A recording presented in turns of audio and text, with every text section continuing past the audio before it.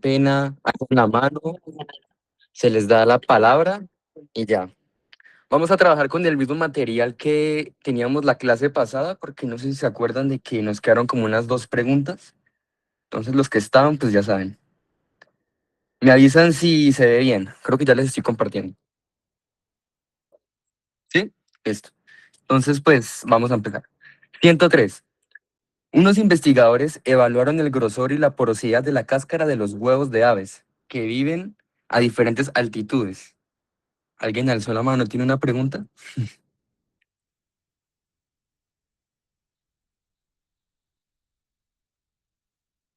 No. Bueno, ellos saben que la disponibilidad de oxígeno disminuye con el aumento de altitud y que los embriones respiran a través de la cáscara. A continuación, se muestran los resultados del estudio de 100 especies de aves. Y pues aquí nos muestran en la gráfica que pues nos miden la altitud, el grosor y la porosidad de los huevos, ¿no? Y nos dan aquí como unas montañitas como para ver la altitud también. Dice, los investigadores tienen como hipótesis que la cáscara es más delgada y más porosa en las especies de montaña. Teniendo en cuenta los resultados, ¿cuál de las siguientes conclusiones es correcta? A. Al aumentar la altitud, disminuye la porosidad y el grosor de la cáscara de manera constante. B. Al aumentar de manera constante el grosor de la cáscara de los huevos, aumentará también su porosidad. C. No hay ninguna relación entre el aumento de la altitud, la porosidad y el grosor de la cáscara. Y la D. Al aumentar la altitud, aumenta la porosidad y el grosor de la cáscara de los huevos. Bueno, ya saben, tienen que responder por la encuesta. No respondan por el chat porque pues si ustedes ahí mandan su respuesta, pues las demás gentes también lo puede ver y se van a confundir.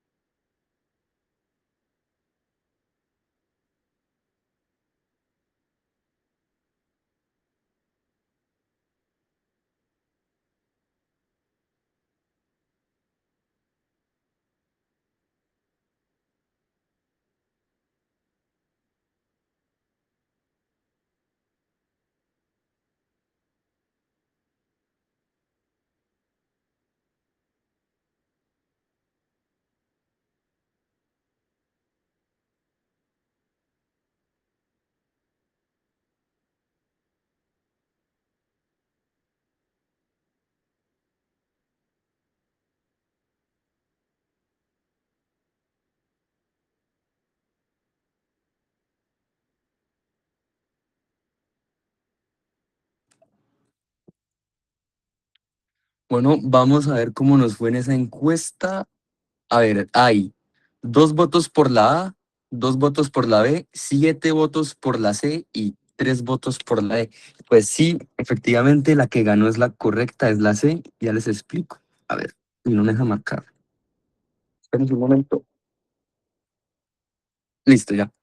A ver, primero que todo, acá nos dicen que la hipótesis es que la cáscara es más delgada y más porosa en las especies de montaña. ¿Qué nos quiere decir eso? Las especies de montaña, pues, ¿cuáles van a ser? Las que viven más alto, ¿cierto? Entonces, vamos a ver. Esta gráfica, pues, nos dice, pues, el grosor y la porosidad de los huevos dependiendo de su altitud. Y vamos a ver, a los 1000 metros teníamos una porosidad. Miren que la porosidad es la línea que es como continua y el grosor es la línea que es punteada. A los 1000 metros tenemos un grosor de, vamos a ver, de uno, como, bueno, no, como de, a ver, esto aquí, ¿qué será? Como un 6, ¿cierto? Como un 7, 6, por acá. Pero miren de que si seguimos subiendo por aquí, por ejemplo, a los, ¿qué será esto? Los 2500 metros, tenemos una porosidad menor. A los 3000 tenemos una porosidad como un poquitico más mayor. A los 4000 también está por acá y a los 5000 está por acá. Y se dan cuenta, esto baja, sube, baja, sube, baja, sube, baja, sube. Entonces, ¿ustedes creen que, que el grosor de los huevos tenga que ver con la altitud? Pues claramente no, porque miren de que acá hay un huevo que es casi no tiene grosor a los 4000 metros y aún así a los 1500 metros más o menos hay uno que tiene mucho más grosor y también se da a la inversa. Aquí en esta altura hay uno con poco grosor y aún así también en la altura que es más alta hay uno con más grosor. Entonces realmente no hay ninguna relación ahí, o sea, es como aleatorio. Y si se dan cuenta, pasa lo mismo con la porosidad.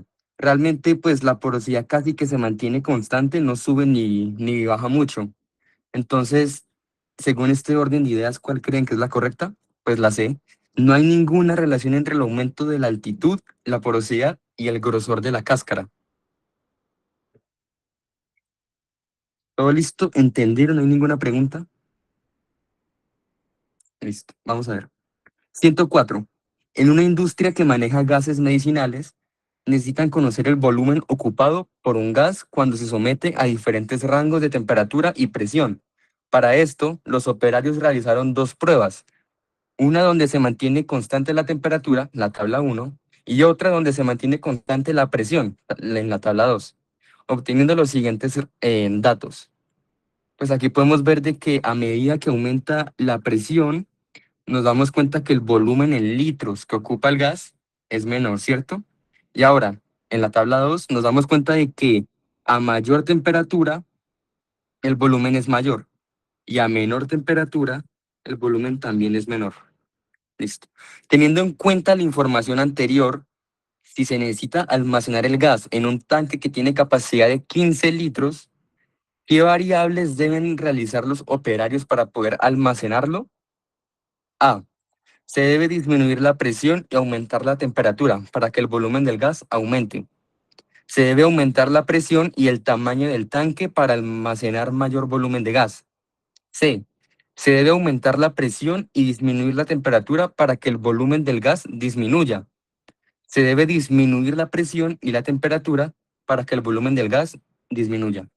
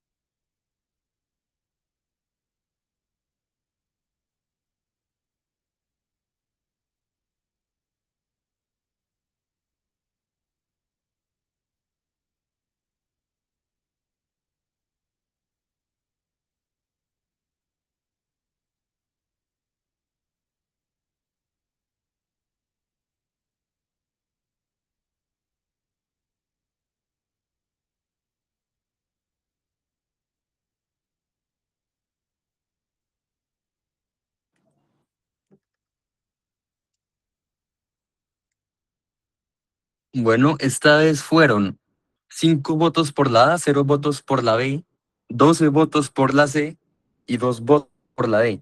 Y pues otra vez está correcta y ya les explico. Bueno, primero que todo, vamos a usar el descarte. Nos dicen que el tanque tiene una capacidad de 15 litros. Y acá nos dicen en la B, miren, dice que aumentar el tamaño del tanque.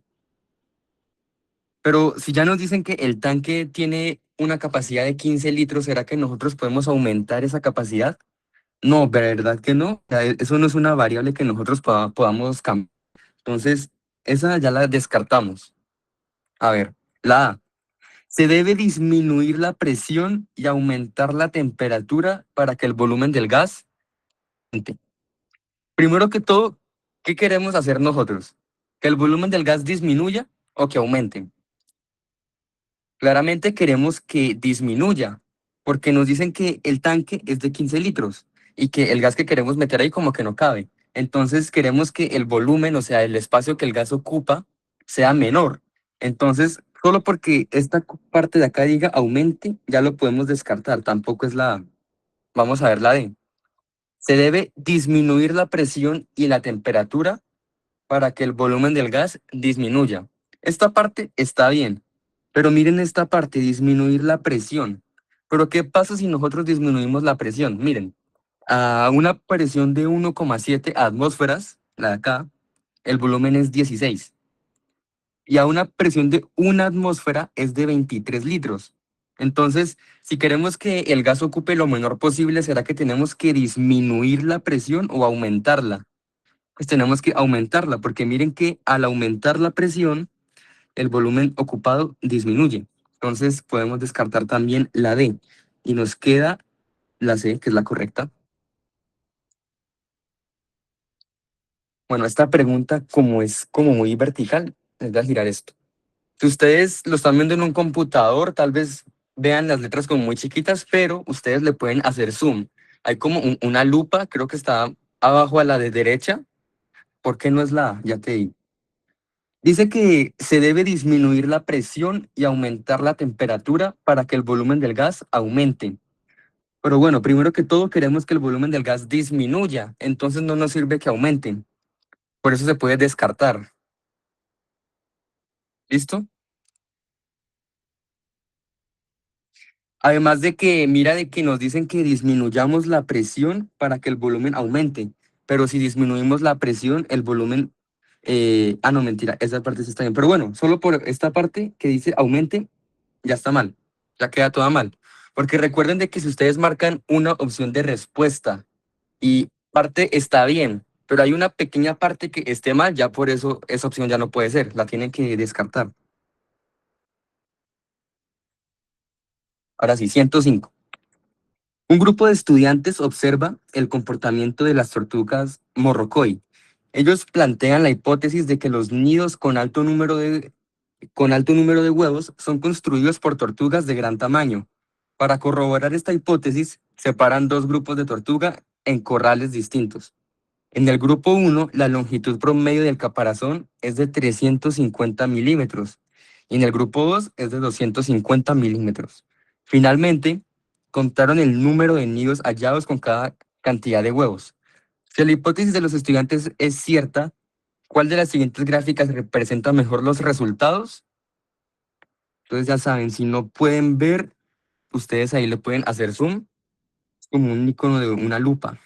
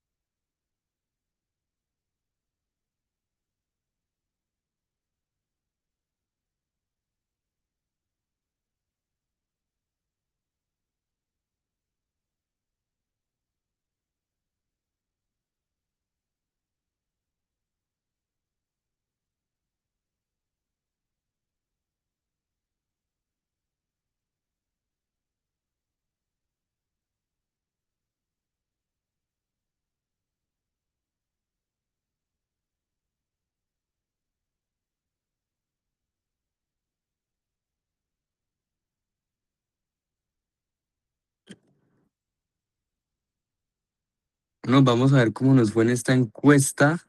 Y, en esta sí están bastante divididos. Hay un voto por la A, 5 votos por la B, 6 votos por la C y 5 votos por la D. Bueno, primero que todo vamos a dividir los dos grupos porque nos dan dos como tamaños de tortugas, ¿verdad? Primero nos dicen de que en el grupo uno la longitud del caparazón es de 350 y en el grupo 2 es de 250. Y la hipótesis que nos dan es que, esperen, yo la busco, a ver, la hipótesis. Ellos plantean la hipótesis de que los nidos con alto número de huevos son construidos por tortugas de gran tamaño. ¿Esto qué quiere decir? Que los nidos que tengan más número de huevos, ¿de qué grupo de tortugas deben ser? Del grupo uno, porque son las tortugas más grandes. Y los nidos con menor número de huevos deben ser las del grupo 2. Entonces vamos a ver ustedes qué gráfica creen que nos dice eso. Vamos a empezar con la A. Primero que todo, miren, acá nos dice que las líneas que son más oscuras son del grupo uno y las más como menos, como más grises son del grupo 2, ¿verdad? Y nos dice de que las del grupo uno, que son las tortugas más grandes, tienen o 1, o 2, o 3, o 4, o hasta 5 huevos por nido. ¿Y será que eso nos ayuda a nuestra hipótesis? Recuerden de que nuestra hipótesis es de que las tortugas de mayor tamaño ponen más huevos. Obviamente, esta no puede ser porque nos está contradiciendo esa hipótesis. Nos está diciendo que las de mayor tamaño son las que ponen menor número de huevos. Veamos esta. Nos dicen que, bueno, esta más o menos está correcta, pero miren esto. Las tortugas de 250 milímetros, sí, milímetros, sí, producen la misma, o bueno, ponen la misma cantidad de huevos. Y eso nos contradice la hipótesis, porque una tortuga no puede poner mayor cantidad de huevos que otra si ambas ponen la misma cantidad, ¿no? Tiene que ser mayor. Entonces, pues, descartada. Ahora veamos la C. La C la vamos a descartar por la misma razón que descartamos la uno. Nos está diciendo que el grupo de tortugas más grandes pone menos huevos. Eso es falso. Ahora veamos la D. El grupo uno pone entre 4, 5, 6, 7 o hasta 8 huevos. ¿Será que eso es mayor que lo que ponen las demás tortugas? Miren, el grupo 2 pone, pero yo les cambio el color para ver si no nos confundimos. El grupo 2 pone entre 1 o 2 o 3 o 4 o hasta 5 huevos. Entonces, por así decirlo, ¿qué raza de tortuga pone más huevos? Pues la que es más grande. Entonces, claro, eso nos apoya nuestra hipótesis, es la D. ¿Alguna pregunta? Que veo que sí hubo bastante duda en esta. Estuvieron casi que divididos por partes iguales. No entendí. A ver, vamos a explicarla otra vez. Tenemos dos grupos de tortugas. El grupo uno, que es más grande, y el grupo 2, que tiene un caparazón más pequeño, ¿cierto? Y nos dicen de que la hipótesis que ellos plantean es que los nidos con alto número de huevos son construidas por tortugas grandes. O sea que si uno encuentra un nido con muchos huevos, es muy probable que sea de una tortuga que es grande. Entonces nos están pidiendo que seleccionemos la gráfica que nos apoya esta hipótesis. Entonces otra vez veamos la A. Esta no puede ser, ¿por qué? Porque mira que nos están diciendo de que las tortugas grandes, que son el grupo uno, ponen o 1 o 2 o 3 o 4 o 5 huevos. Y eso pues es un número bajo, porque si comparamos a las tortugas de caparazón pequeño, ellas ponen de 4, de a 5, de a 6, de 7 o de hasta 8 huevos por nido. O sea, esta gráfica es como si invirtiéramos todo. Entonces es correcta, es incorrecta. La B. En la B, miren que las dos razas de tortuga, la grande y la pequeña, ponen el mismo número de huevos. Y eso no es correcto, porque nos están diciendo de que las tortugas más grandes son las que ponen más huevos. Entonces, incorrecta por esa parte. Y la C es casi lo mismo que la A. Nos dicen que las tortugas de caparazón grande, que son el grupo uno, ponen de 1 o a 2 huevos por nido. Y que las tortugas de caparazón pequeño ponen hasta 8. Otra vez nos están invirtiendo la hipótesis que nos dieron. Ahora veamos la D.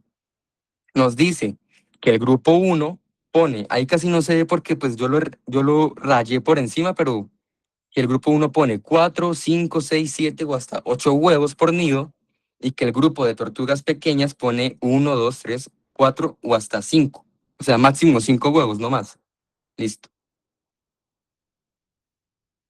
Ahora la 106.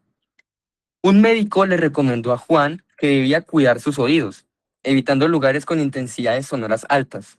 En ese sentido, Juan usa un aparato que mide la intensidad y frecuencia del sonido y realiza mediciones en la zona donde vive.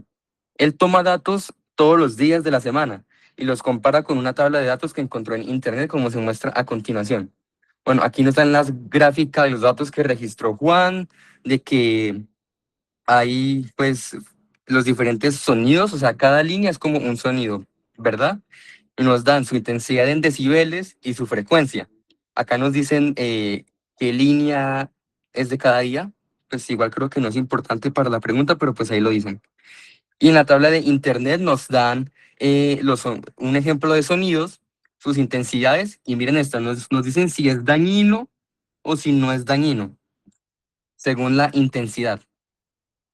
Ahora, teniendo en cuenta la información anterior, ¿cuál de las siguientes propuestas sería la acertada para el mejor cuidado de los oídos de Juan? Bueno, otra vez le hacen zoom, ahí creo que pueden ver todo. Sí, listo.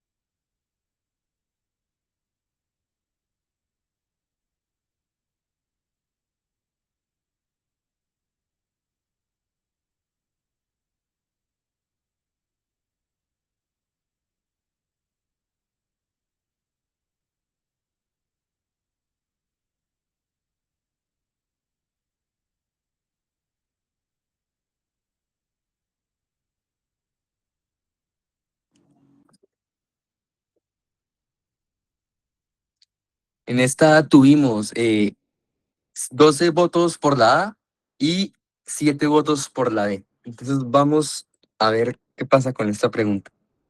Bueno, primero que todo nos dicen de que el médico le recomendó a esta persona, a Juan, de que debía cuidar sus oídos, ¿verdad? Evitando lugares con intensidades sonoras altas. Y acá nos dan la gráfica de los datos que tomó Juan. Y acá también nos dan la intensidad, ¿no? Entonces vamos a ver una cosa. ¿Cuál es el sonido con más intensidad que Juan? Bueno, ¿cuál es la intensidad más alta que Juan registró? Fue esta, ¿verdad? Porque miren, es la intensidad como más alta. Digamos que aproximando, eso es como 39 decibelios, ¿no? Por ahí. Casi, digamos que son 40. Entonces, ahora vamos a ver la tabla que él buscó en internet, en el que le dicen que tal intensidad es dañina. Entonces nos dicen que 30 no hay riesgo, 60 no hay riesgo, 80 ya va rozando el límite del riesgo y de 95 para arriba pues ya es peligroso. Pero miren de que la intensidad que él captó fue 40 y 60, o sea que es más alto que 40, no tiene riesgo. Entonces, ¿ustedes creen que 40 tendrá riesgo? Exactamente, no, no habría daño, no hay riesgo. Entonces vamos a leer las opciones. A. Quedarse en el sitio donde vive, porque los datos obtenidos muestran que se encuentra en una zona sin riesgo. Claro que es esta. Pero si quieren, vamos a descartar las demás. Desplazarse a una zona donde se muestren valores grandes de intensidad. Esto es falso. ¿Por qué? Porque ¿cómo se va a desplazar a una zona en el que haya bueno, un ruido peor? O sea, eso no tiene nada de sentido. A ver, quedarse en la zona donde vive porque los datos obtenidos muestran que esas frecuencias son capaces de producir daños.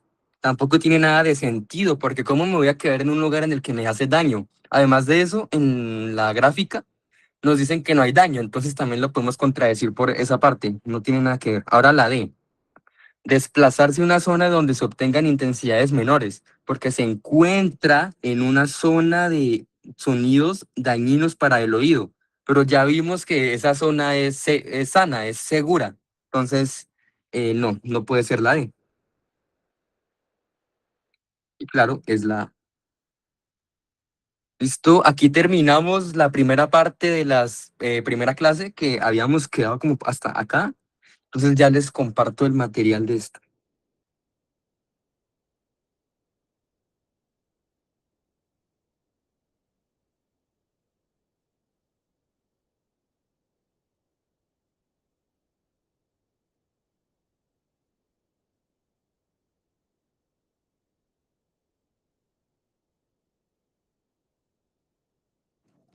Bueno, ahí pueden ver, ¿verdad?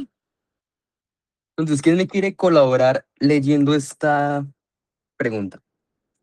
Recuerden que, bueno, ahí ya alzaron la mano, listo. Pensé que me tocaría rogarles, pero ya vi que no.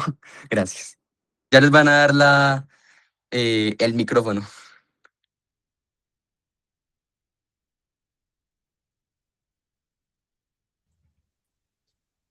Un ingeniero investiga cómo se dará la transmisión de información para que su pueblo se conecte a Internet.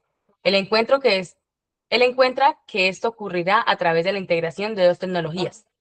Un cable de fibra óptica por el que se transporta la información desde Internet hasta la antena principal del pueblo. Un grupo de antenas que emiten y reciben la información por medio de ondas electromagnéticas, antenas de Wi-Fi. Ambas tecnologías se comunican con la antena principal en la cabecera del pueblo, que repite la señal a otras antenas ubicadas estratégicamente en las plazas y zonas comunes, como se muestra a continuación. A partir de su investigación, el ingeniero propone realizar una conexión por medio de ondas electromagnéticas, con todas las antenas conectadas entre sí y con frecuencias de onda, sin costo, como las ondas de radio. Su propuesta se llama Megazonas Wi-Fi y se muestra en el siguiente esquema.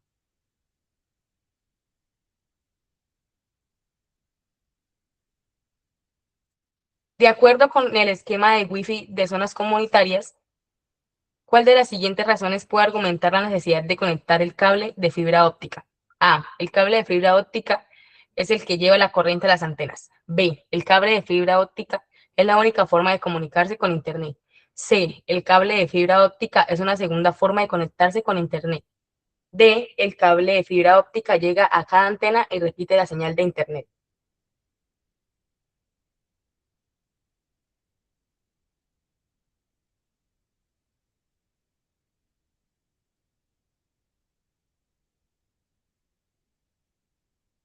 Bueno, les voy a mostrar el esquema de que es este y pues lo analizan y ya luego bajo a las preguntas, ¿sí?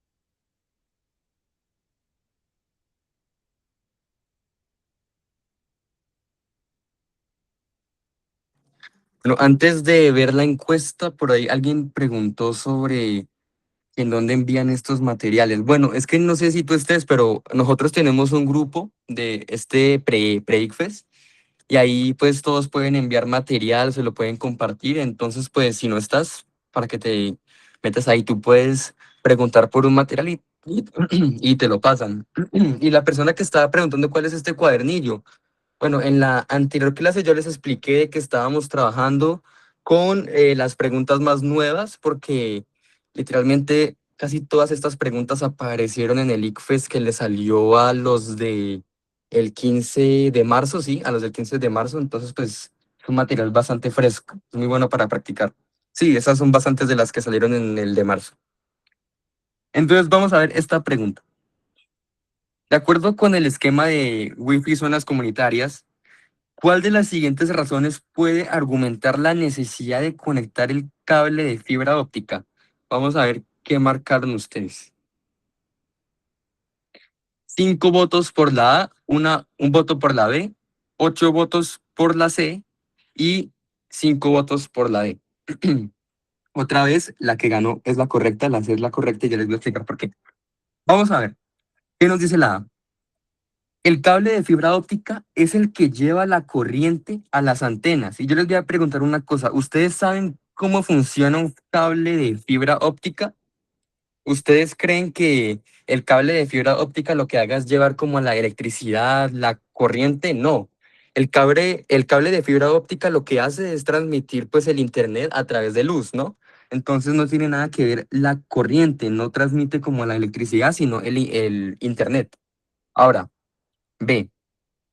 El cable de fibra óptica es la única forma de comunicarse con Internet. Vamos a ver el esquema que nos dijeron y vamos a ver qué nos dice. A ver, acá nos dice de que la antena principal se puede conectar a Internet usando, sí, el cable de fibra óptica. Pero miren esto, ¿por qué nos ponen esto? No es de un adorno, ¿no? Nos dicen de que también se puede conectar por ondas a Internet. Entonces no es la única forma, ¿verdad? Entonces, descartada esa. Ahora vamos a ver la D. ¿Qué nos dice? El cable de fibra óptica llega a cada antena y repite la señal de internet. Pero miren esto, el cable solo llega a la antena principal. No llega ni a esta, ni a esta, ni a las que se conectan con esas que son estas. No llega a ninguna de esas, solo llega a la principal que está por acá y ya el resto de la señal pues es por ondas electromagnéticas, ¿no? Entonces no lleva ninguna señal, no repite ninguna señal, no. Falso. La respuesta es la C. El cable de fibra óptica es una segunda forma de conectarse con Internet. Y pues sí, porque miren, acá tenemos la forma uno y acá tenemos la forma 2. Ese 2 quedó como raro. Ahí la 2. Listo. ¿Para quién me quiere ayudar leyendo esta?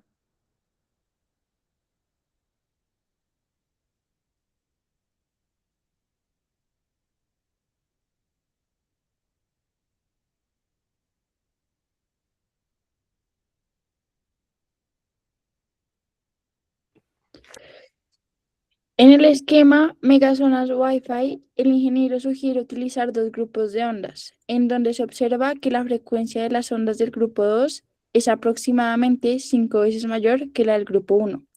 ¿Cómo serían las ondas de esta frecuencia?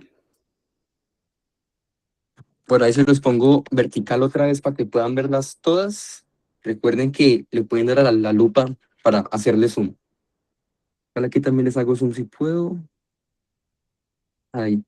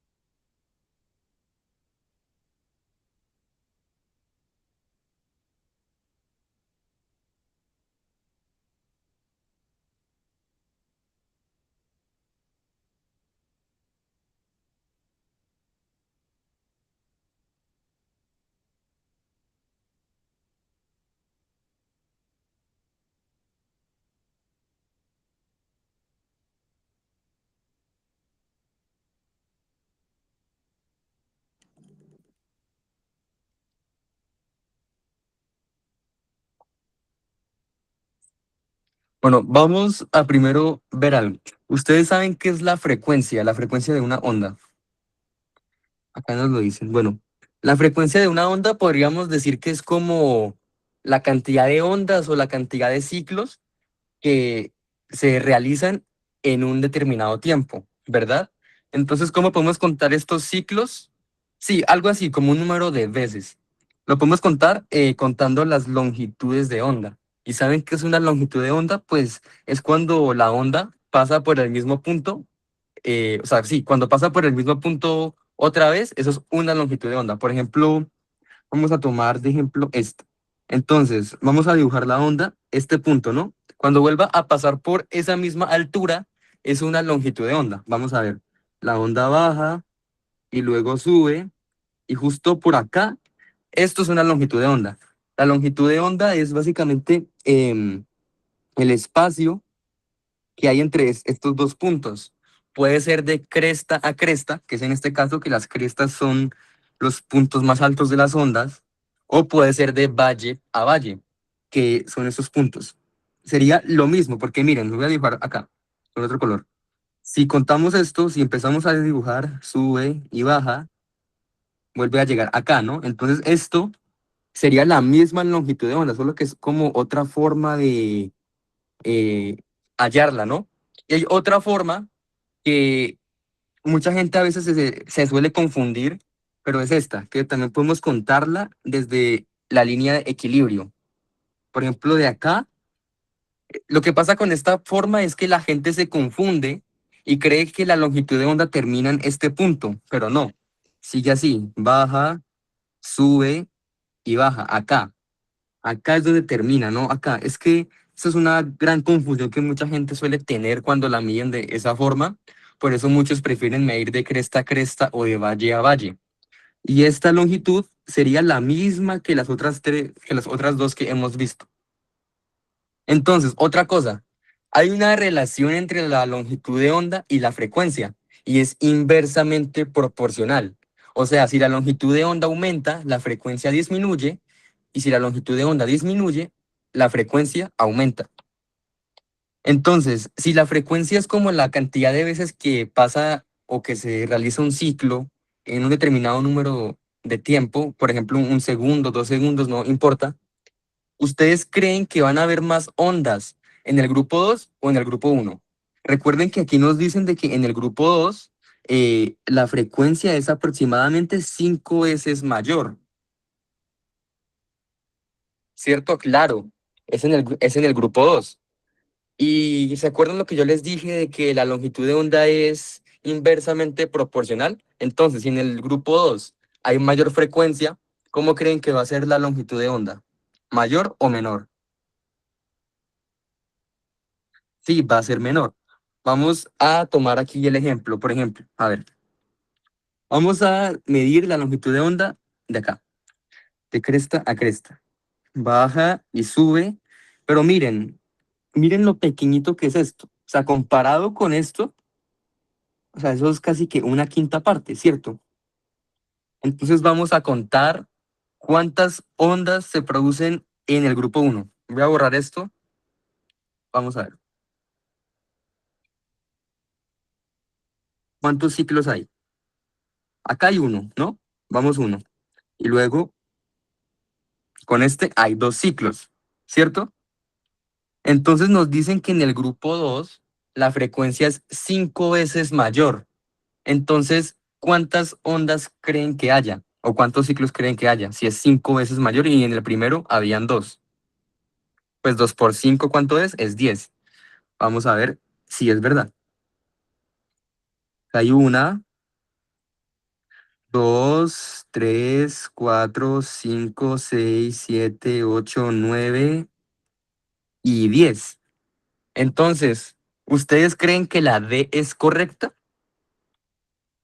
Pues claro que sí. O sea, acabamos de probar todas las propiedades. Primero, que es inversamente proporcional, medimos las longitudes de onda, vimos cuántos ciclos hay. Si multiplicamos los ciclos del grupo uno por 5 nos da 10 y es justo lo que hay, entonces pues claro.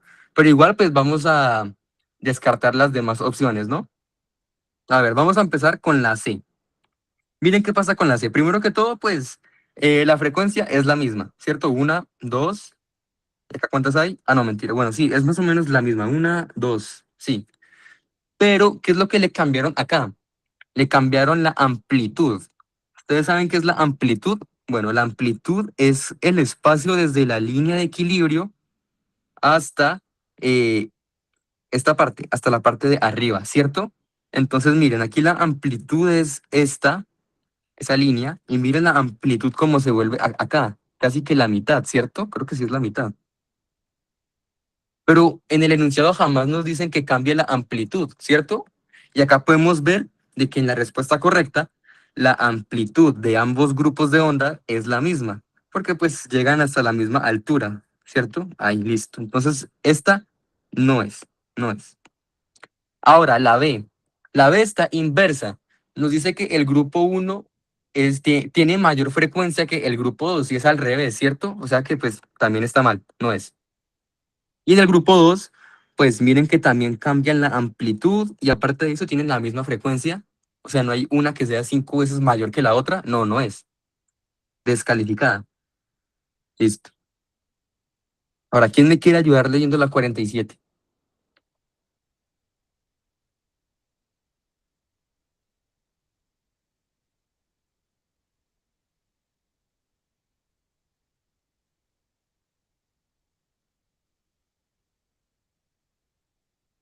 Bueno, entonces yo la leo. En una encuesta aplicada a la población, se resaltó que dibujar en el esquema la conexión entre las antenas es una fortaleza en la comunicación de la propuesta de las megazonas Wi-Fi. ¿Por qué mostrar la conexión de las antenas es una fortaleza en la comunicación? A.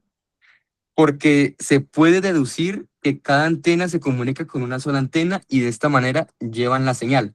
B. Porque de acuerdo con la conexión entre las antenas, se puede determinar qué frecuencias usa cada una de ellas. C, porque se puede saber cuántas antenas se necesitan para llevar la señal de Internet a la escuela. Y la D, porque ilustra cómo pueden conectarse varias poblaciones entre sí y con una señal muy estable.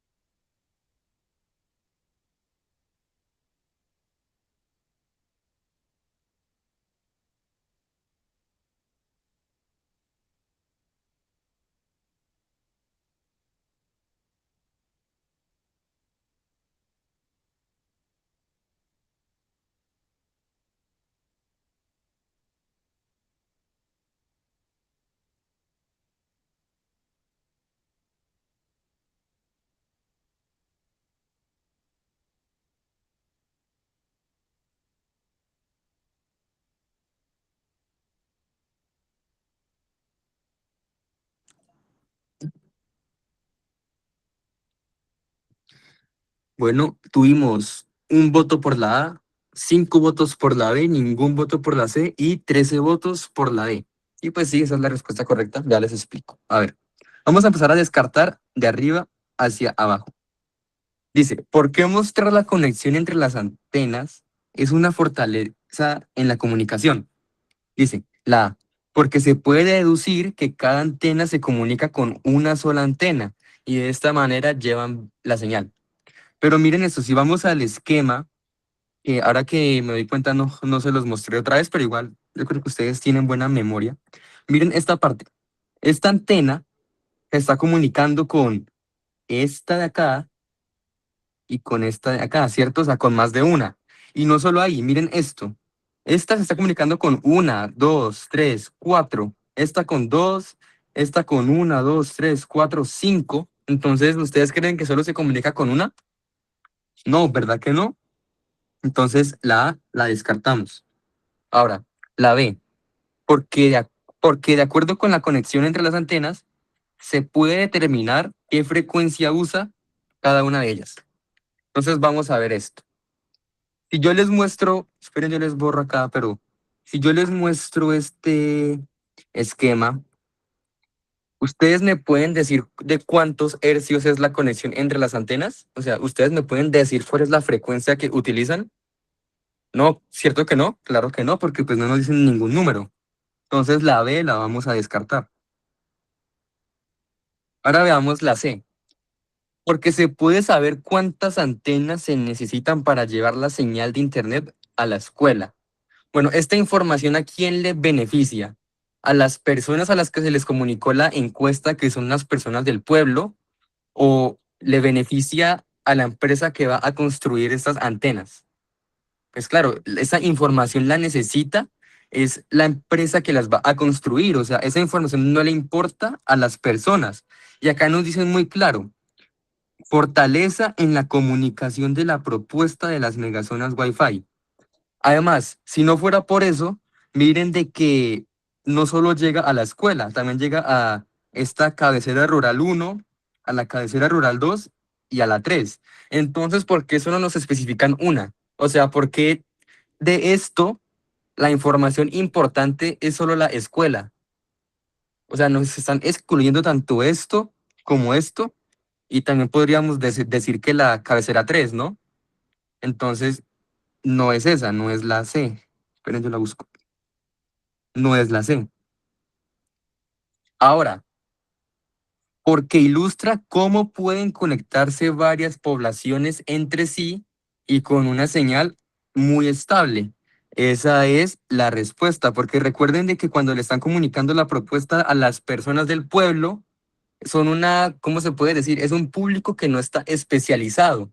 O sea, ellos no le van a entender términos así como de construcción o de que, necesitamos que las antenas transmitan en este bancho de, bueno, no, bueno, esas cosas, ¿no? Hercios y eso, no les importa porque mínimo ni siquiera van a entender eso.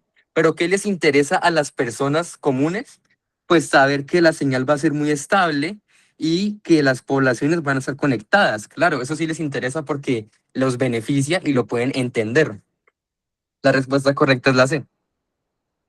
Bueno, ahora sí, ¿quién quiere levantar la mano y ayudarme con la 48?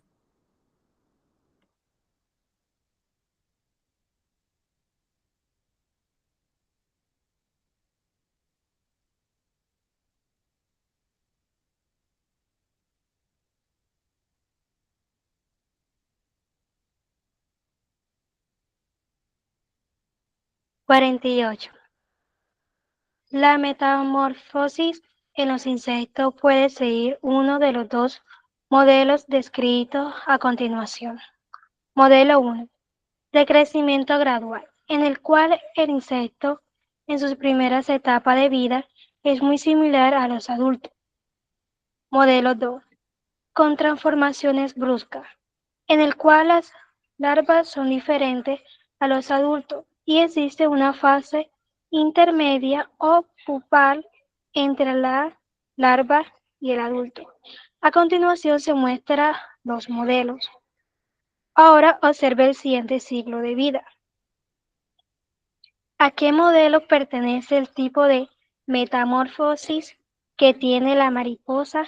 A. Al modelo 1, porque la mariposa mantiene su forma de todas las etapas del ciclo de vida. B. Al modelo 2, porque en el ciclo de vida de la mariposa existen transformaciones drásticas. C. Al modelo 1, porque la sala de la mariposa aparece en estadio intermedio. Y D. Al modelo 2, porque el ciclo de vida de la mariposa inicia con la fase de huevo. Gracias.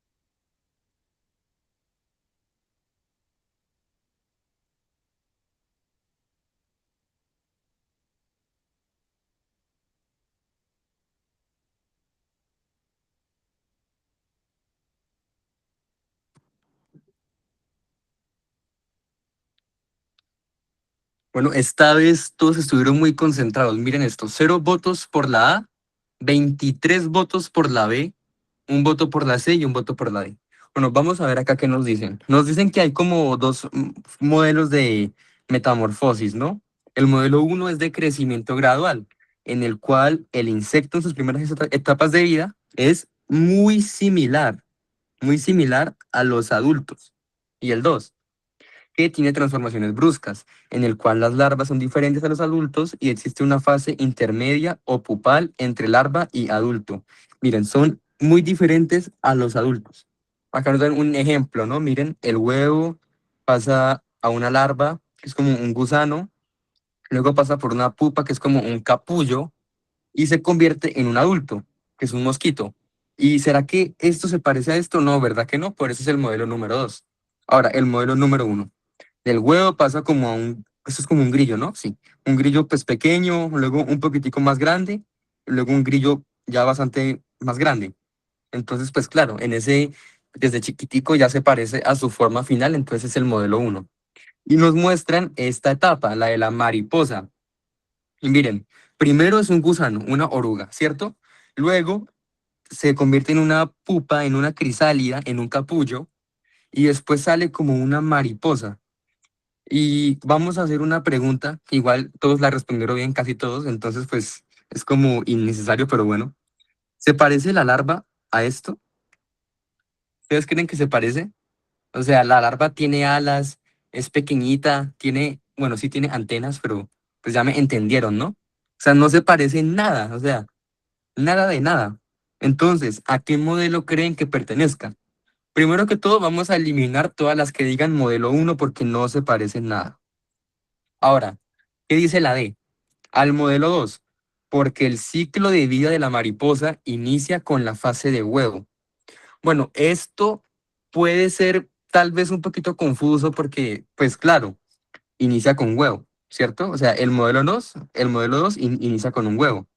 Pero miren que el modelo uno también. Entonces, no es una razón como para decir de que tal animal es del modelo uno o del modelo 2, porque ambos inician con un huevo. Entonces, pues no nos sirve.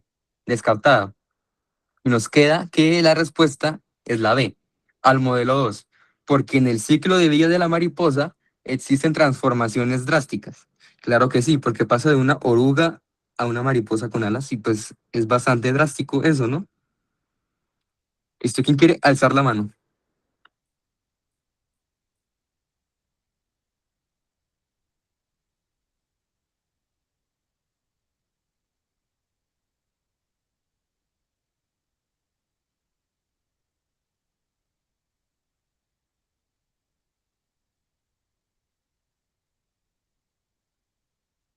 Bueno, listo. 49. Pedro dejó una fruta al aire libre. ¿Va a hablar alguien? A ver, bueno, que hable.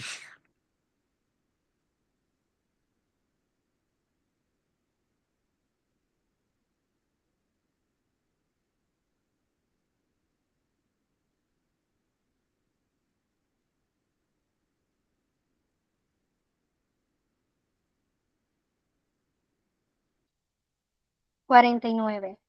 Pedro dejó una fruta al aire libre para ver cuánto tardaba en descomponerse. Los días pasaban y seguían sin descomponerse totalmente. Entonces planeó la hipótesis de que todos los cambios químicos necesitan de varios días para que ocurran. Al otro día leyó un libro de ciencia lo siguiente: es fundamental controlar la velocidad de las reacciones químicas, ya que existen varios factores que la afectan, como la concentración de los reactivos, el tamaño de partículas, la temperatura y los catalizadores, entre otros. Teniendo en cuenta la información anterior, la hipótesis planteada por Pedro es compatible con el fenómeno observado y la información del libro.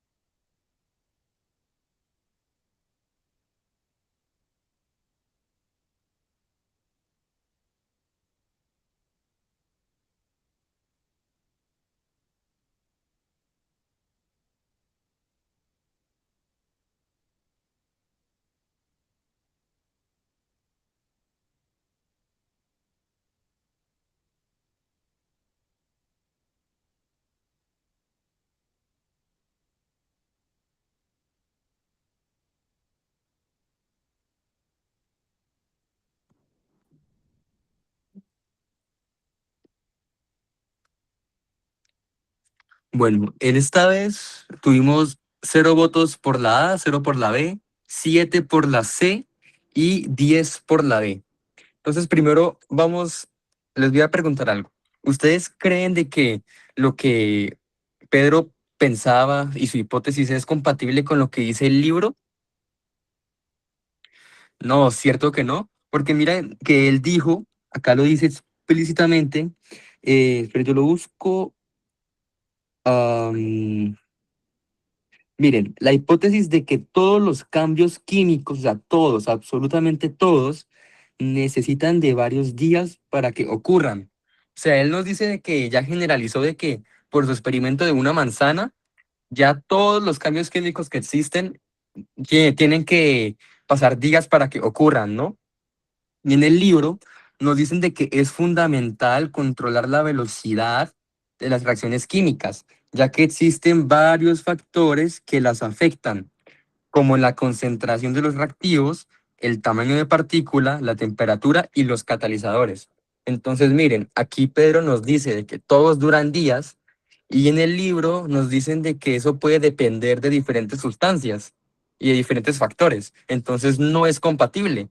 Porque es que un ejemplo de lo que hizo Pedro, o sea, si yo miro a un deportista olímpico de atletismo que corre súper rápido, entonces yo por solo ver que él corra súper rápido voy a decir que todos los humanos corren como él. No, cierto que no, porque pues eso es una generalización y es falso. Entonces, no, cualquier opción que diga que es compatible es falsa. Entonces borramos la A y la C. No son. Ahora, ¿qué nos dice la B? No es compatible porque las frutas se descomponen en un día al aire libre. Además, no tuvo en cuenta la información del libro. Primero que todo, aquí nos dicen algo falso. Las frutas se descomponen en un día al aire libre. Y en el libro nos dicen de que eso puede depender de los factores, de la temperatura, de muchas cosas. Entonces, esa parte está falsa. Además, dice que no tuvo en cuenta la información del libro. Y pues sí la tuvo en cuenta, solo que la tuvo en cuenta después, porque, o sea, él lo leyó pero pues él ya había hecho su hipótesis, ¿no? Pues es falsa. Ahora la D.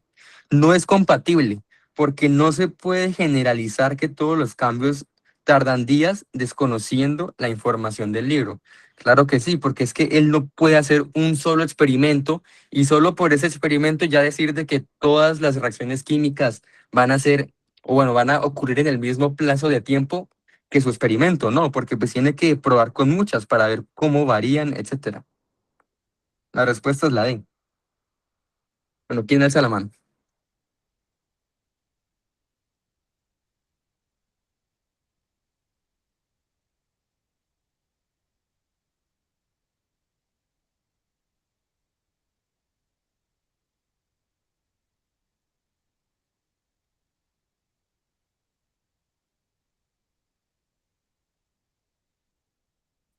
El cuero cabelludo se compone de una parte fibrosa, formada de queratina, cabello o pelo, y una parte celular. En las células capilares sucede la división celular solamente mediante el proceso de mitosis. Estas células nuevas secretan las fibras de queratina, como se muestra en la figura. ¿Qué papel específico cumple la mitosis en el A? Permite la variabilidad del pelo mediante la recombinación. B. Produce células madre a partir de una fibra de queratina. C. Permite el crecimiento del pelo al aumentar las células del folículo. D. Produce células con diferente número de cromosomas.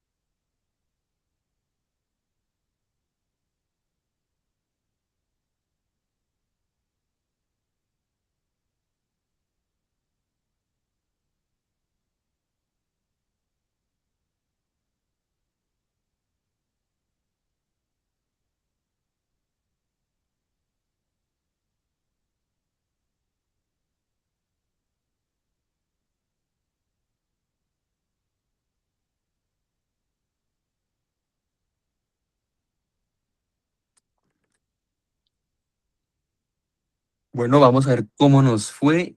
0 votos por la A, 4 votos por la B y 13 votos por la C y 0 votos por la D. Entonces vamos a empezar a descartar.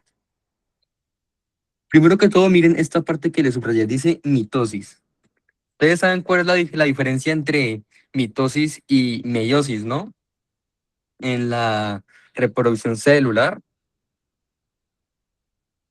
Pues sí, entonces, la mitosis básicamente produce células iguales a la célula que se reprodujo. Y la meiosis es la que se recombinan los genes de dos padres para producir, por así decirlo, una célula, bueno, sí, una célula con unos cromosomas diferentes, que es lo que nos permite tener hijos, porque pues es como la combinación de dos ADNs, por así decirlo, ¿cierto?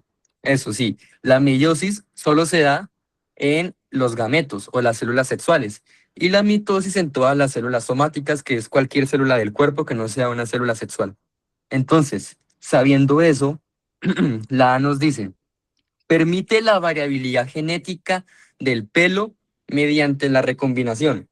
¿Será que la mitosis nos da variabilidad genética? O sea, si una célula tiene dos células hijas y son idénticas a ella, ¿será que ahí hay variabilidad genética? No, claro que no, ¿cierto? Entonces, descartada. La variabilidad genética solo es de la meiosis. Ahora, ¿qué nos dice la B? Produce células madre a partir de una fibra de queratina. Acá sí nos mencionan fibras de queratina, pero miren, acá nos dicen que las fibras de queratina son como secretadas o creadas por las células después de que se reproduzcan, pero jamás nos dice de que las usen o las necesiten para reproducirse. Entonces, esta es falsa. Ahora la D. Produce células con diferente número de cromosomas. Primero que todo, si la célula madre es igual a la hija, ¿tendrá diferente número de cromosomas? No. Aparte de eso, si no supiéramos eso, miren esto. Acá nos dice 2N, 2N, 2N y 2N. ¿Qué significa 2N? 2N es diploide. ¿Y qué significa diploide? Es que tiene 23 pares de cromosomas. O sea, tiene en total 46 cromosomas. Ahí me preguntaron qué es mitosis. Bueno, la mitosis es básicamente el mecanismo o la forma en la que las células del cuerpo se dividen, ¿cierto? Tiene muchas fases. No sé si ustedes conozcan esa mnemotecnia para aprenderse las fases, que se llama promete anatejer, que es básicamente profase, metafase, prometafase, telofase, citocinesis. Es muy buena, la verdad. A uno lo salva eso. Entonces, sí, eso es la mitosis, esa es la forma en la que se reproducen las células somáticas. ¿Y cuáles son las somáticas? Las somáticas son las células del cuerpo, cualquier parte del cuerpo que no sean células sexuales, que es lo mismo que los gametos. Entonces, ¿ustedes creen que el cabello o el cuero cabelludo es una célula sexual? No, entonces es mitosis, no es meiosis. ¿Listo? ¿Sí te quedó claro qué es mitosis? Bueno, entonces, como ya les dije, si acá nos dicen que ambas son diploides, 2N, 2N, 2N, entonces, ¿será que tendrán diferente número de cromosomas? O sea, si todas tienen 46 cromosomas, ¿será que tienen diferente número? No, no tienen diferente número, tienen el mismo. Entonces es falso. La respuesta es la C. Permite el crecimiento del pelo al aumentar las células del folículo. Pues claro, si se están dividiendo las células, se están aumentando y eso permite que el pelo crezca porque secretan esas fibras de queratina. Ahora, ¿quién me quiere ayudar leyendo esto?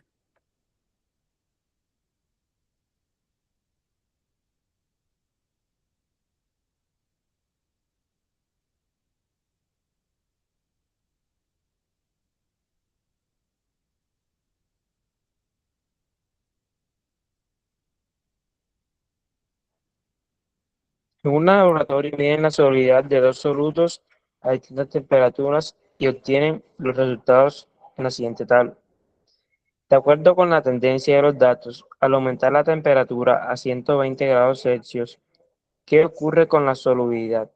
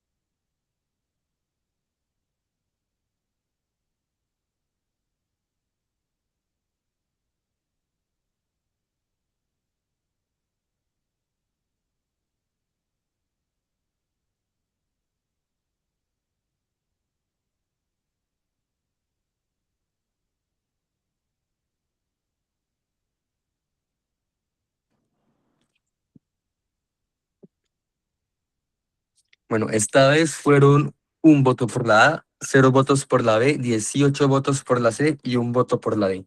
Entonces vamos a analizar la gráfica. Primero con el soluto 1. A ver. Acá en la gráfica nos muestra su solubilidad y la temperatura, ¿cierto? A 10 grados tenemos una solubilidad de 8 gramos de soluto entre 100 gramos de agua. A 20 grados centígrados tenemos la solubilidad de 9,6 gramos de soluto por cada 100 gramos de agua. Y así, o sea, 50 grados, 11,3 y 100 grados, 12,7. Entonces, cuando aumenta la temperatura, tu solubilidad también aumenta, ¿cierto? Entonces es directamente proporcional. Ahora veamos el soluto 2. Con 10 grados, 195. Con 20 grados, 200. Con 50 grados, 220. Y con 100 grados, 240. Entonces también es directamente proporcional porque al aumentar la temperatura, aumenta su solubilidad. Entonces, ¿qué nos preguntan? De acuerdo con la tendencia de los datos, al aumentar la temperatura a 120 grados, ¿qué ocurrirá con la solubilidad? ¿Ustedes qué creen? ¿Que la solubilidad de ambas sustancias suba o que baje? Eso, que aumente. Entonces aquí la respuesta es la que nos diga que tanto el soluto 1 como el soluto 2 aumenta. Y pues, ¿cuál es esa? Es la C. Y pues descartamos las demás, porque pues si la C es la buena, pues las demás son las malas, ¿no? Listo. Siguiente. ¿O alguien quiere descartar?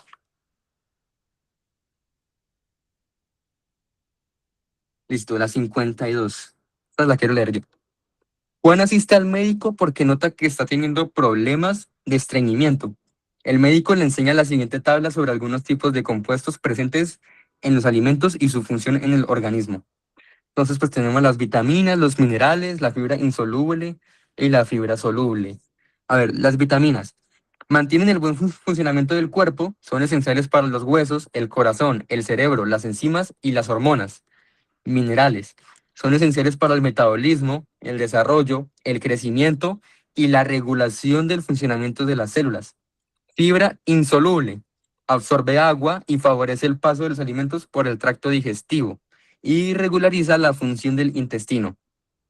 Fibra soluble reduce el colesterol y la absorción de azúcares en la sangre, retarda la digestión y produce sensación de saciedad. De acuerdo con la información de la tabla, ¿qué tipo de alimentos debe consumir Juan para solucionar su problema de estreñimiento? A. Alimentos ricos en vitaminas. B. Alimentos ricos en minerales. C. Alimentos ricos en fibra insoluble. Y la D. Alimentos ricos en fibra soluble. Recuerden de que deben responder en la encuesta solamente, porque es que si mandan su respuesta por el chat, la gente que no ha respondido aún se puede como psicosear o pues pueden alterar el criterio de ellos, ¿no? Y pues esa no es lo que queremos hacer.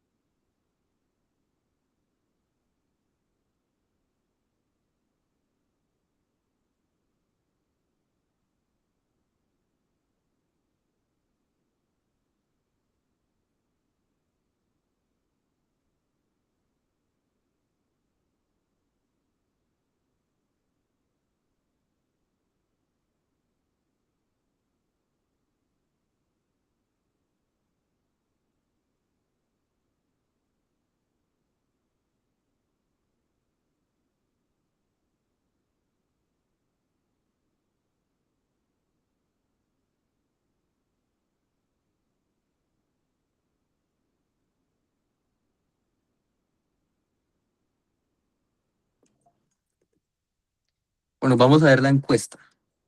Fueron 24 votos por la C y 2 votos por la D. Entonces, vamos a ver lo que nos dice que queremos hacer. Dice que Juan asiste al médico porque nota que está teniendo problemas de estreñimiento. Miren, estreñimiento. El médico le enseña la siguiente tabla sobre algunos tipos de compuestos presentes en los alimentos y su función. Entonces, si él tiene estreñimiento, ¿será que queremos favorecer el paso de los alimentos por el tracto digestivo o queremos retardar la digestión? ¿Ustedes qué creen? Pues la primera, ¿cierto? Favorecer el paso de los alimentos por el tracto digestivo. O sea que tiene que consumir el fibra insoluble. ¿Y qué opción nos dice eso? La C.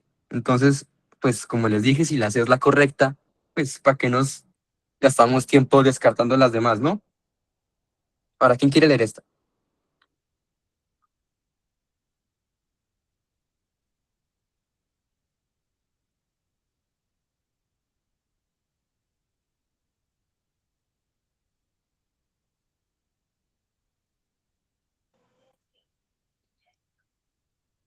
Los estudiantes de concentración de disolución indican la cantidad de disolutos disueltos en una solución. Por ejemplo, tenemos las siguientes unidades. La primera es la cantidad en gramos de soluto presentes en 100 gramos de disolución. Segundo, indica el número de gramos de soluto que hay en cada 10 mililitros de disolución. Moralidad es el número de moles de soluto en un litro de disolución. Las concentraciones de dos disoluciones de mismo soluto se reportaron en la siguiente tabla. De acuerdo con la información anterior, se tienen dos volúmenes iguales en las disoluciones. ¿Cuál de las disoluciones tiene mayor masa de soluto?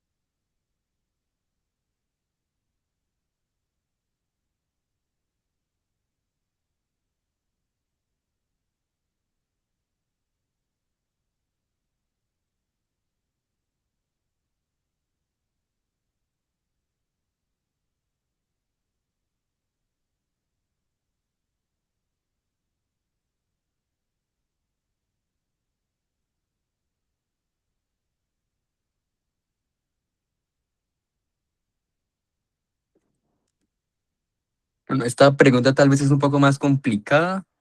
Ah, no, pero todos, casi todos la respondieron bien. A ver, 16 por la A, 2 por la B y 2 por la D. Entonces vamos a ver qué nos están pidiendo. Nos piden, ¿cuál de las disoluciones tiene mayor masa de soluto? Entonces, pues nosotros sabemos que en una mezcla está el soluto y el disolvente, ¿no? El disolvente es el que tiene mayor cantidad. Y acá nos dan estos valores o estos términos, ¿no? El P sobre P es la cantidad de gramos del soluto presente en 100 gramos de la mezcla o de la disolución. El P sobre D es el número de gramos de soluto en cada 100 mililitros de disolución. Y la molaridad es el número de moles en un litro en la disolución, ¿cierto? Entonces miren esto. Acá nos dan esos valores de las dos disoluciones. Y miren que la disolución 2 siempre tiene el doble que la disolución uno. O sea, tiene mayor gramos del soluto por cada 100 gramos, tiene mayor gramos de absoluto por cada 100 mililitros de disolución, y aparte de eso tiene mayor cantidad de moles en un litro de disolución. Ustedes saben que es un mol, ¿cierto? Bueno, un mol es como una unidad para medir las partículas, ¿no? Es un número gigante, la verdad es un número gigantísimo, porque es que mide como cuántos átomos o cuántas partículas de tal cosa hay en algo, ¿no? Entonces un mol es un número gigante, pero lo hacen chiquito pues como para abreviar los cálculos, ¿cierto? Entonces, si quieren, solo nos vamos a guiar de la molaridad para que sea más fácil. Si en un litro de disolución, la disolución uno tiene 2,5 de molaridad y la disolución 2 tiene 4,10, ¿cuál creen que tenga mayor cantidad de soluto en la mezcla? Pues claramente sí, va a ser la 2, porque hay el doble de cantidad de partículas en la mezcla 2 que en la mezcla uno.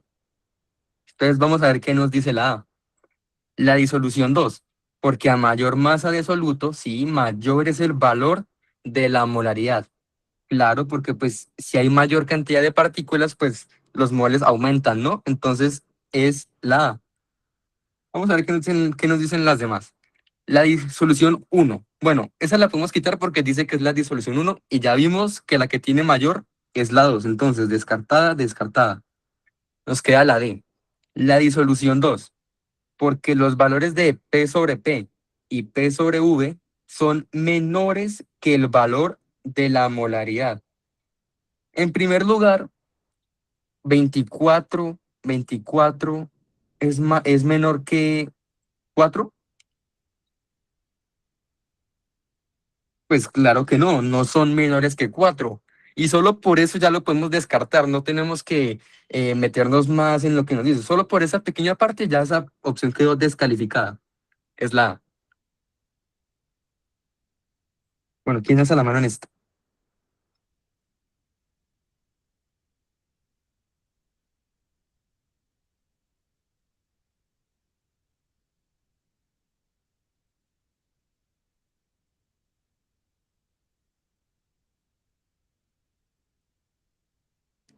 Bueno, 54. Un grupo de estudiantes analiza por medio de un experimento la influencia del nitrógeno en el desarrollo de las plantas y en la producción de clorofila. Para ello, varían la cantidad de nitrógeno utilizado en las plantas, como se puede observar en la gráfica. A ver, grupo de plantas uno. La cantidad normal de nitrógeno es 465 miligramos sobre litro, agregado a la tierra, 3 veces por semana durante 30 días. Grupo de plantas 2. Doble de la cantidad de nitrógeno, 930 miligramos sobre litro, agregado a la tierra, 3 veces por semana durante 3 días. Durante 30 días, digo. A ver, después de 30 días se obtuvieron los siguientes resultados. A ver, grupo de plantas uno. Características de las hojas: verde y verde intenso. Follaje abundante y muy abundante. Crecimiento 60 a 80 centímetros y 70 a 100 centímetros. Y la floración en el grupo uno fue en la semana 8 y en el grupo 2 fue en la semana 5. Posteriormente, tomaron un nuevo grupo de plantas en el que no se utilizó ninguna cantidad de nitrógeno. Luego de 30 días, ¿cuáles serán los resultados que probablemente se esperarían para este nuevo grupo? Bueno, la A. Característica: coloración de las hojas amarilla, follaje abundante, crecimiento 70 a 90 centímetros, floración semana 5. B. Coloración de las hojas verde, follaje abundante, crecimiento de 70 a 90 y floración semana 8. C. Coloración de las hojas amarillas, follaje muy poco, crecimiento de 30 a 45 y la floración semana 10. Y la D. Coloración de las hojas verde, follaje muy poco, crecimiento 30 a 45 y floración semana 2.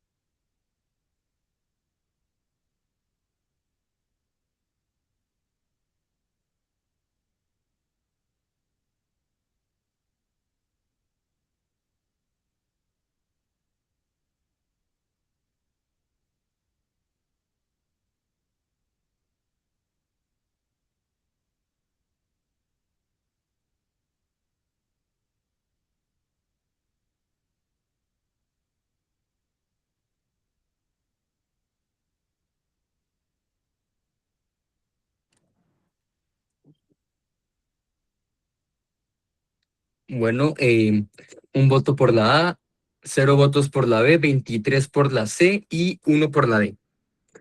Bueno, aquí que nos están diciendo que hay un nuevo grupo de plantas al que no le van a poner nada de nitrógeno. Pues las plantas necesitan este nitrógeno para sus procesos, para su crecimiento, para todo, sí. Entonces, ¿ustedes creen de que estas plantas se van a desarrollar bien o mal? Pues claramente va a ser peor. Va a ser peor que las plantas con cantidad de nitrógeno normales o hasta a las que les pusieron más. Entonces vamos a ver qué nos dicen estas opciones. La A nos dice que el follaje va a ser abundante y pues no creemos porque pues si no tienen nutrientes, ¿será que va a tener bastante hojas? No, ¿cierto que no? Ahora, crecimiento 70 a 90 centímetros. Eso es bastante alto, porque si tenemos en cuenta de que las plantas con una cantidad de nitrógeno normal crecieron de 60 a 80, estamos diciendo de que sin nitrógeno van a crecer más que ellas, pues está mal. Y aparte de eso, floración, semana 5. Miren esto.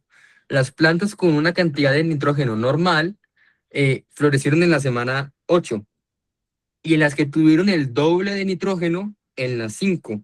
Entonces, ¿será que si tenemos una planta con 0 nitrógeno, va a florecer tan rápido como la que tenía tanto nitrógeno? No, ¿verdad que no? Entonces, esta no nos sirve. La B, hojas verde. Bueno, esa parte está rara, ¿no? Ahora, follaje abundante. También. Crecimiento 70 a 90. Está más alta de la que no tuvo el nitrógeno. Y la semana 8 pues, ok, eso sí lo puedo aceptar de que florezca un poquitico más tarde, pero es que miren de que las plantas con nitrógeno normal fueron en la semana 8. Entonces, sin nitrógeno también florecieron en la semana 8. No. Ahora veamos la C. Coloración de las hojas amarillas. Ok, puede ser porque pues sí, puede ser. A ver, follaje muy poco. Ok. Crecimiento 30 a 45, eso es muy poquito, ¿cierto? Entonces también está bien. Ahora, floración, semana 10, es la que más se demora de todas. Ahora veamos la D. Coloración verde, raro eso. Follaje muy poco, crecimiento 30 a 45, pero miren esto. Floreció en la semana número 2 sin nitrógeno. Y las que tenían doble cantidad de nitrógeno fueron en la semana 4. Entonces, ¿será que sin nitrógeno van a florecer tan rápido? Pues no, entonces descartada. O sea que la opción correcta es la C. Exactamente, la C. Listo. ¿Quién quiere leer esta que está cortica?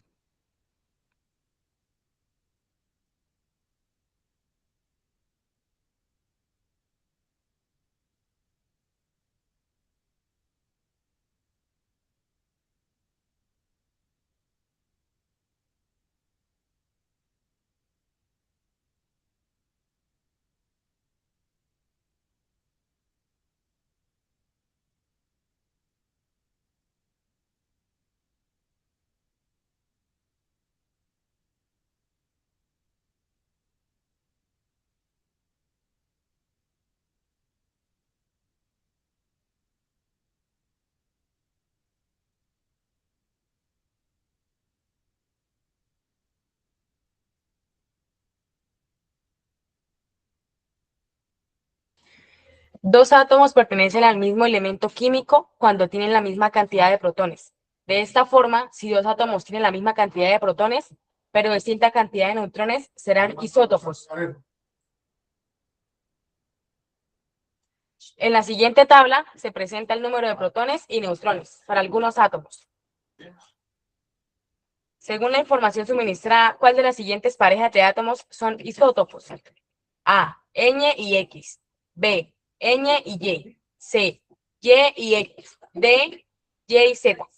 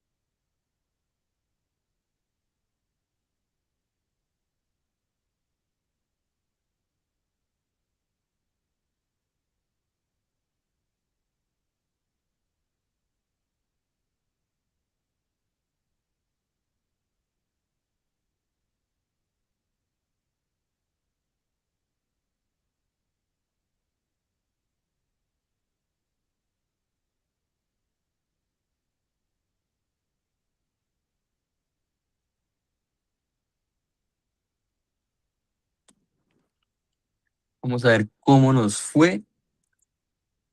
Un voto por la A, 14 por la B, 4 por la C y 2 por la D. Bueno, aquí un pequeño truco es que siempre que le digan ISO es igual. O sea, siempre que lean la palabra ISO es que es igual. Un truquito para que lo tengan en mente, que algún día les llegue a ser útil.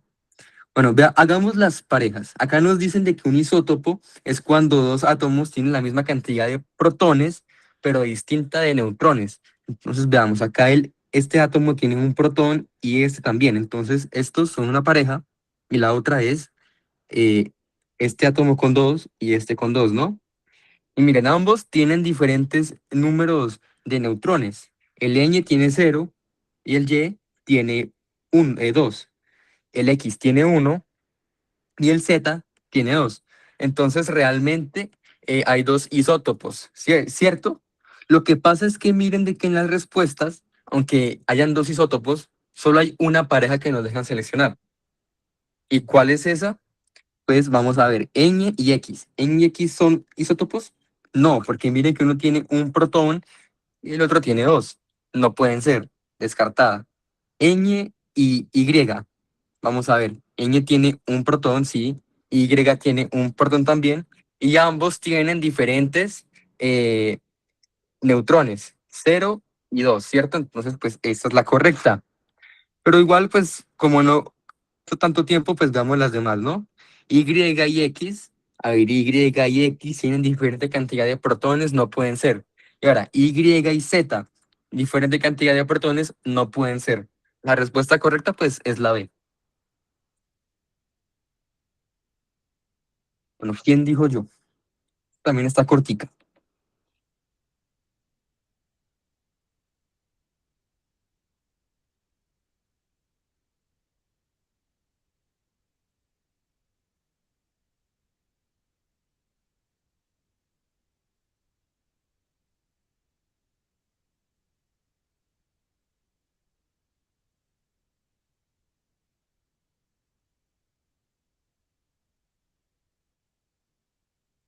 #56.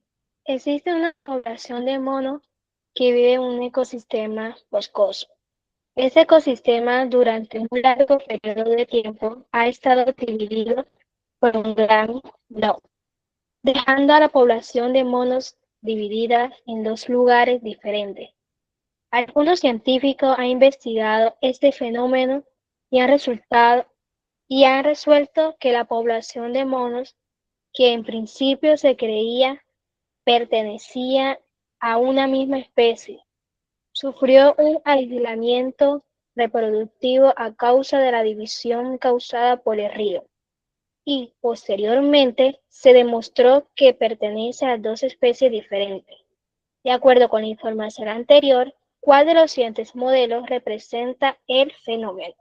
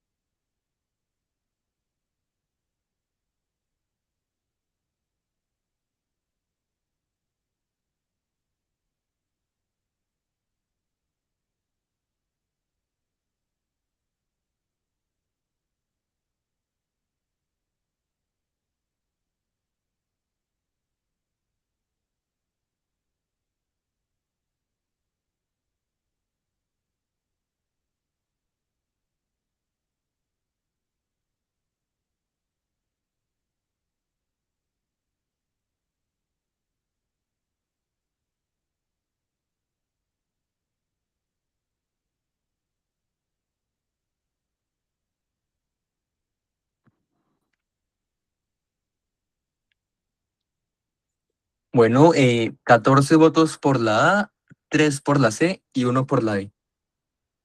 Vamos a hacer algo aquí rapidito. Miren esto, acá nos dicen de que hay un río, ¿cierto? O sea, estaba la población de monos, de un momento apareció un río y pues se dividieron como en dos especies, ¿no? Acá nos muestran el río y acá sigue, ¿cierto? Este es el río, acá también está. Acá en dónde está el río y acá también en dónde está. No puede ser, no hay río. Ahora la C, acá está el río, sí.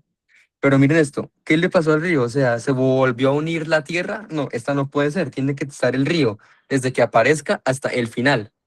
Y miren esta, acá jamás aparece ningún río, el aislamiento reproductivo se ve raro, y aparte de eso, mire cómo nos muestran las dos especies de los monos. Esto parece una célula, ¿qué es eso? Necesito que una esfera esté separada de la otra, ¿no? Porque son dos especies diferentes, pero ¿qué es esto? Entonces, pues, con este, sí, eso parece un huevo. Entonces, siguiendo este razonamiento, pues la opción es la A. Entonces, no sé si quieran profundizar más, pero pues, no sé, ya les expliqué un poco lo del río, ¿no? Yo creo que ya quedó claro con esa parte, ¿cierto? Listo. Ahora, ¿quién me colabora con esto?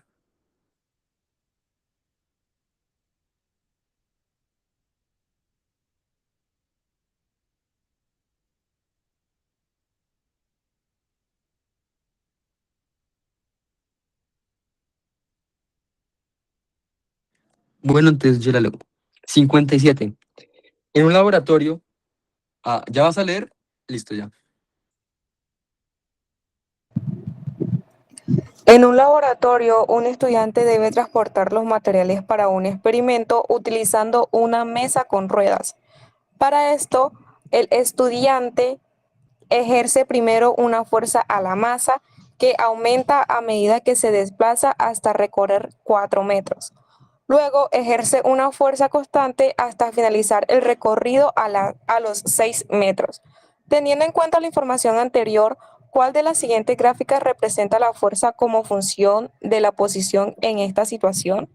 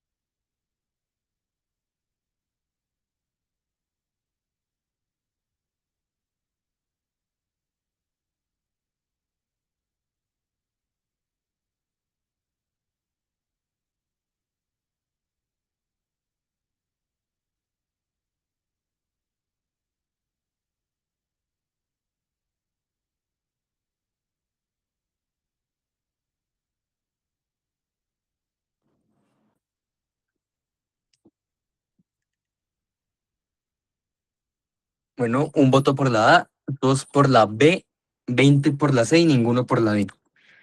¿Acá qué nos dicen?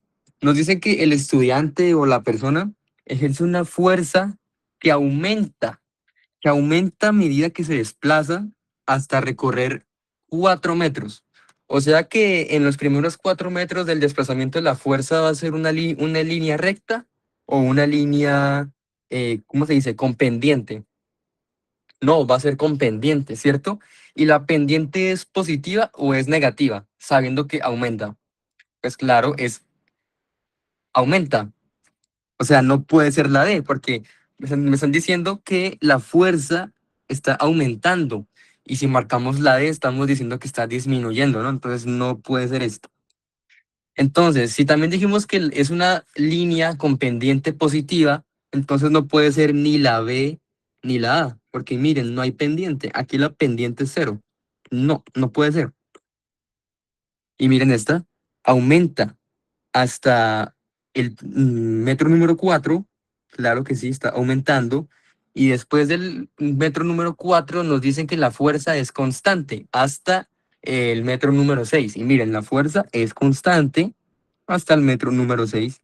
Pues esta es la correcta. Sí, de sencillas son las preguntas que le ponen a uno en el ICFES. A ver esto. ¿Quién la quiere leer, por favor?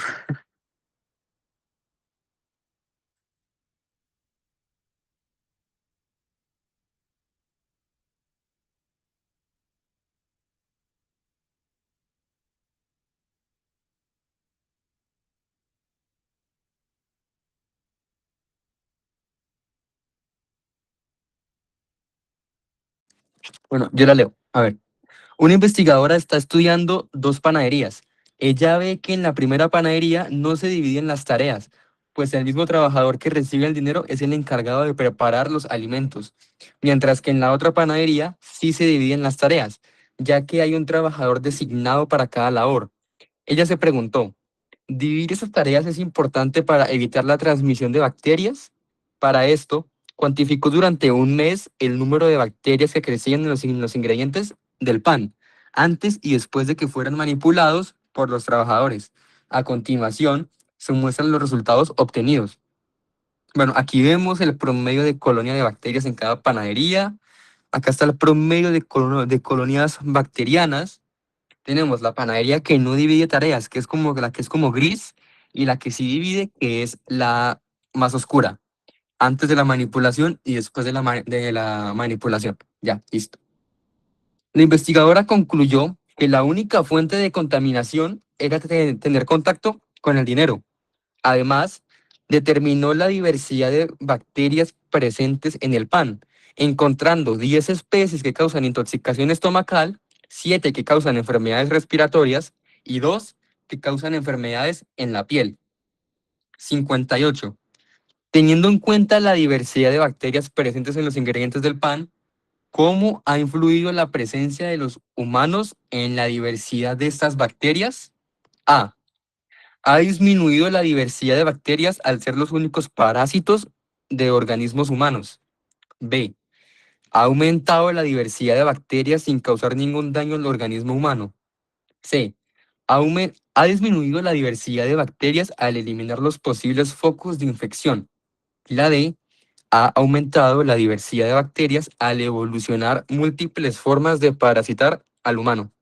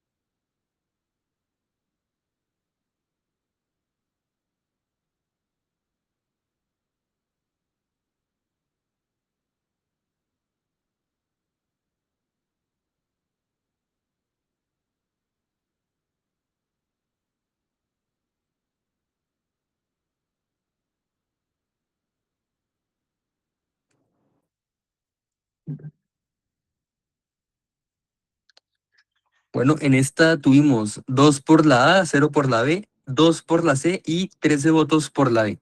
Entonces vamos a ir descartando. ¿Qué nos dice la A? Ha disminuido la diversidad de bacterias al ser los únicos parásitos de organismos humanos. Primero que todo, no ha disminuido, ha aumentado, porque si nos damos cuenta, hay bastantes bacterias de diferentes tipos que causan diferentes enfermedades, además de que miren la cantidad de bacterias como crece. Y además de eso, si no fuera por eso, miren que acá nos dicen que son los únicos parásitos de organismos humanos. ¿Y será que las bacterias son los únicos? O sea, no hay parásitos, no hay lombrices, no hay nada más. No, o sea, sí hay, ¿cierto? Entonces, por esta parte la podemos descartar también. No es. La B, ha aumentado la diversidad de bacterias sin causar ningún daño al organismo humano. O sea que una intoxicación estomacal no es un daño. Una enfermedad respiratoria no lo es. Pues claro que sí es un daño, entonces la descartamos. La C, ha disminuido la diversidad de bacterias al eliminar los posibles focos de infección. Primero que todo, no ha disminuido, ha aumentado, porque hay bastantes tipos de bacterias que causan bastantes tipos de enfermedades, ¿cierto? Entonces es imposible decir de que la diversidad se ha reducido. No, no es. Y la D, ha aumentado la diversidad de bacterias al evolucionar múltiples formas de parasitar al humano. Claro que sí, porque han aumentado la cantidad de bacterias que parasitan al ser humano y además de diferentes formas, ya sea por estomacal, sea por los pulmones, sea por la epidermis. Hay muchas formas, entonces claro, ha evolucionado. Entonces la respuesta es la D. Bueno, ¿quién me quiere? Bueno, esta sí la leo yo. Teniendo en cuenta lo anterior, ¿por qué dividir las tareas en las panaderías puede disminuir o aumentar la presencia de bacterias? A. Porque si no se dividen tareas, al preparar la comida, el trabajador puede derramar alimentos que sirven como nutrientes para bacterias. B. Porque al dividirse las tareas, el trabajador que prepara la comida puede realizar acciones como lavarse, como llevarse las manos a la boca sin aumentar el riesgo de transmisión de bacterias a los clientes. C. Porque si no se dividen las tareas al recibir el dinero, el trabajador puede contaminar la comida con bacterias presentes en los billetes.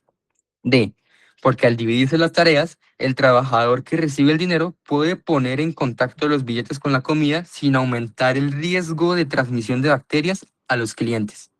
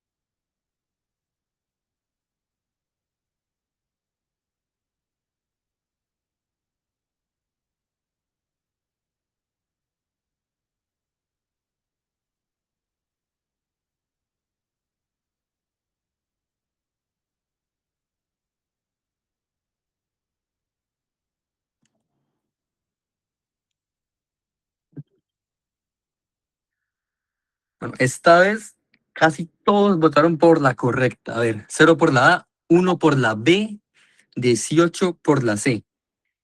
Entonces, ¿qué nos dicen? Teniendo en cuenta lo anterior, ¿por qué dividir las tareas en las panaderías puede disminuir o aumentar la presencia de bacterias? Empezamos con la A. Porque si no se dividen las tareas, al preparar la comida, el trabajador puede derramar alimentos que sirven como nutrientes para las bacterias. ¿Será que es por eso que las bacterias aumentan? ¿Será que es por eso que dividir las tareas funciona? No, porque pues si dividimos las tareas, la persona que cocina, aunque no manipule dinero, aún así podría derramar esos alimentos, ¿no? Entonces no tiene sentido. La solución que nos dan no ayuda con ese, entre comillas, problema. La B, porque al dividirse las tareas, el trabajador que prepara la comida puede realizar acciones como llevarse las manos a la boca, sin aumentar el riesgo de transmisión de bacterias a los clientes.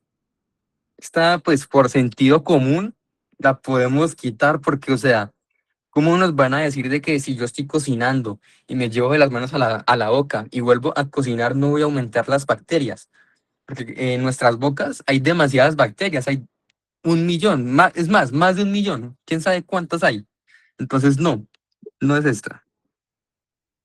Ahora, la C, porque si no se dividen las tareas, al recibir el dinero, el trabajador puede contaminar la comida con las bacterias presentes en los billetes. Claro que sí, porque si yo estoy contando dinero, devolviendo de vueltas y me pongo a amasar pan sin lavarme las manos ni nada, pues obviamente el dinero tiene bastantes bacterias, porque finaliza a las 8. Ya esta es la última pregunta porque la verdad no hemos terminado.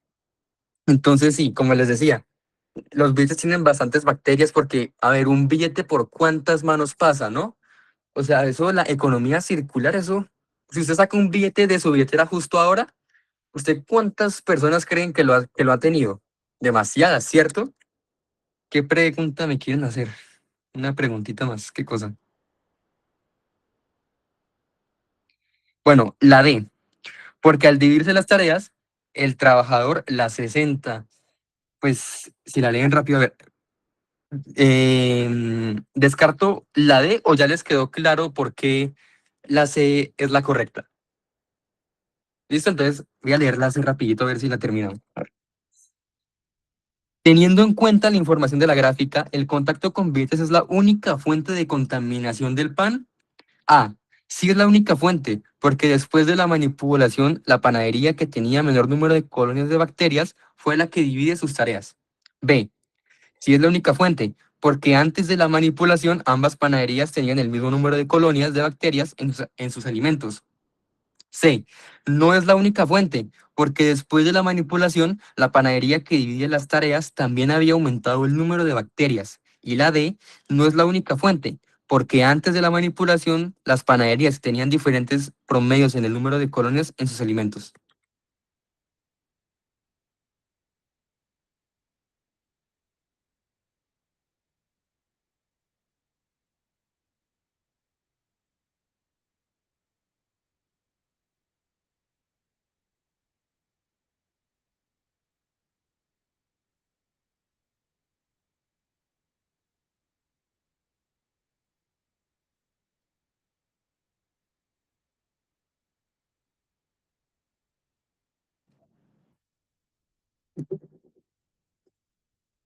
Bueno, tuvimos 1 por la A, 0 por la B, 6 por la C, que sí, esa es la correcta, y 2 por la D. Vamos a ver.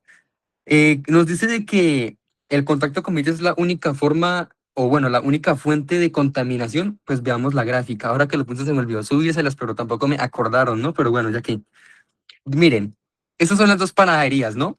Si se dan cuenta, antes de la manipulación y después de la manipulación, para ambas panaderías sube, ¿cierto? O sea, la que divide y la que no divide tareas suben. O sea, no importa que divida, aún así sube. Claro, sube en menor proporción porque, pues, a ver, miremos esta diferencia. La que no divide tareas sube hasta por acá y la que sí las divide apenas llega hasta acá. Es una diferencia, pero aún así ambas suben porque empiezan, digamos que con 10 colonias, ¿no? Eso es como unas 10 colonias. Esta llega hasta 25 y aunque sube menos, aún así sigue subiendo. Entonces no podemos decir de que la única fuente de contaminación es el contacto con billetes, porque la que no tiene contacto con billetes aún así sube, en menor proporción, claro, pero pues aún así sube. Entonces, si es la única fuente, no, no es. Si es la única, no, no es. Ahora, la C. No es la única fuente, porque después de la manipulación, la panadería que divide las tareas también había aumentado el número de bacterias. Claro que sí, esta es. Ahora la D. No es la única fuente, porque antes de la manipulación, las panaderías tenían diferentes promedios en el número de colonias de sus alimentos. Pues primero que todo, esta no nos responde porque no es la única fuente. Y además de eso, nos dice que tenían diferentes promedios. Pero miren que el promedio, yo les borro esto aquí rapidito, es el mismo punto. Entonces no podemos decir que es un promedio diferente. Y ya terminamos esto. Pues las demás preguntas sí las dejamos para la siguiente clase. Ya son las 8:04. Igual no nos quedaron tantas, pero pues en la próxima clase. ¿Alguna pregunta? ¿Se quieren devolver a algo que no les quedó claro? ¿O todo listo? ¿Todo listo? Bueno, que tengan una buena noche.